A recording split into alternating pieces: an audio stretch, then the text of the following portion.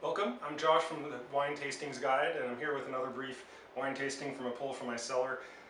This is a 2006 Bandol, which for those of you who don't know is a little village on the Mediterranean coast in Provence, France. And it's known, although they make rosés and reds and whites, it is probably best known, well, the rosés are pretty famous, but the reds are really kind of the pinnacle of the wines there. There are many different producers, but this is arguably one of the best, and certainly one of my favorites, Domaine Tempier. They make several different bandols. A general bandol that's from an assortment of vineyards around the area, and then they make three single vineyard bottlings. I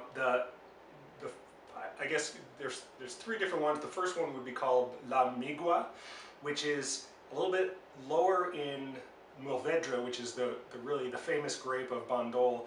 I think it's about just a little over 50 to 60% usually, with a mix of Grenache and other kind of Rhone style grapes and southern French style grapes. That one tends, in my experience, to be a little more plush, a little bit more fruit forward, almost like a rich Châteauneuf du Pape, if you will. Whereas this, the La Tourtine, is a higher percentage of Mourvedre, which gives it a little bit more tannic backbone. They're a little bit more structured and burly, especially in their youth, and they can age a long time. The last one is called La Cabassau, which is actually, it means escarpment. It's a steep portion at the bottom of La Tourtine, so it's actually the same vineyard, but it's an isolated spot where there are old vines that are really exposed there. That makes really the most concentrated and really dense wine. I've always loved the Tourtine because, again, it has this firm backbone to it, mineral and tannic backbone, that I really like. And again, the primary grape here is Mourvedre, which gives a lot of dense color, a really firm backbone. In some places, Mourvedre doesn't ripen fully, and it can give you kind of these harsh tannins and almost green astringent tannins. Also, people talk about them having a barnyardy aroma to them. And although it does have kind of an animal and sauvage kind of quality to it, I think grown in Bandol by a good producer, they tend to ripen better.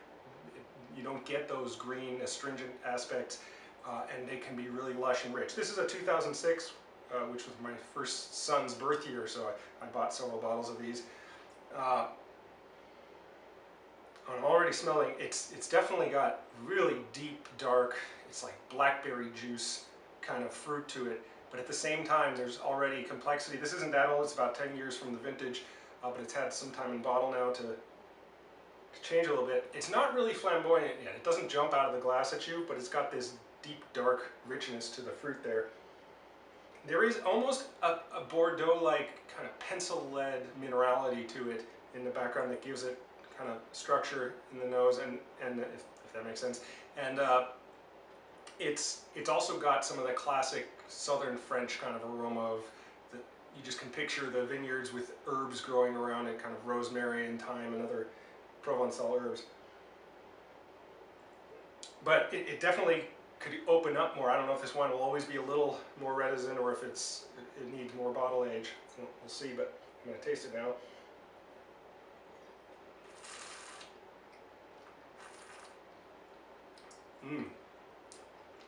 Very good. This is really at a nice spot right now in the mouth because it doesn't have that closed up firmness that these wines can sometimes have in their youth. It's already a little bit more plush. There's not astringent tannins. There are tannins there that give it grip, but they're very smooth, and there's a little bit of acidity there for balance, but it's very densely rich with fruit and earthy and herbal kind of complexity to it. This is not like, you might be surprised, the Tourtine in some vintages can be really burly. This is not, kind of over-extracted hard wine that it's actually got a nice velvety touch to it, and it's very approachable.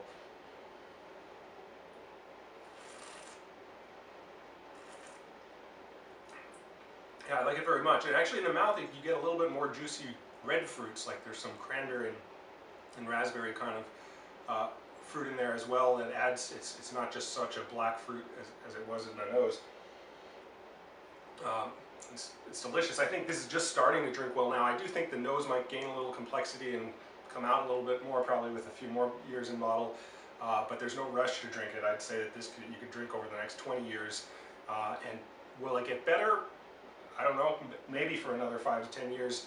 It'll probably just kind of change, and its character will change a little bit over time. But I have a few other bottles, so I'm curious to see it over time. Anyway, thank you for watching. Cheers, and until next time.